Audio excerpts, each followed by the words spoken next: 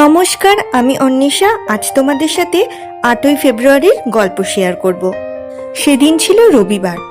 সকালে উঠে হঠাৎই ঠিক করলাম কাছাকাছি কোথাও ঘুরতে যাব। তাই মা আর নপিসিকেও বাড়ি থেকে ডেকে নিলাম।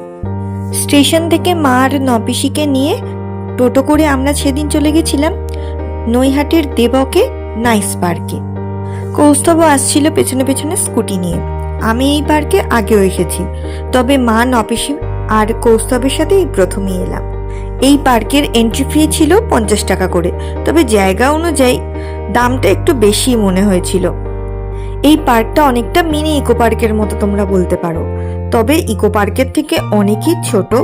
তবে খুব সাজানো গোছানো, প্রচুর ফুল আছে, পাখি আছে, ভেতরে একটা লেক আছে।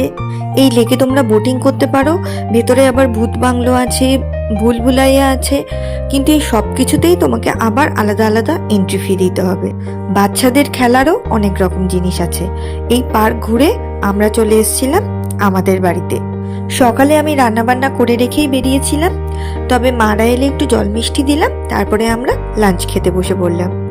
লাঞ্চের মেনু ছিল ফ্রাইড রাইস, চিকেন কষা, পনির মশালা, চাটনি আর মিষ্টি দই। খেয়ে দিয়ে ঘরে বসে আমরা গল্প করছিলাম। তারপর মা আর পিসিমণি একটু রেস্ট নিয়ে নিল। তারপরে বিকেলবেলা ওরা আবার বেরিয়ে গেল। চলো টাটা, আবার দেখা হবে পরের কোনো ভ্লগে। আর আমার ভ্লগ ভালো লাগলে অবশ্যই সাবস্ক্রাইব করে দিও।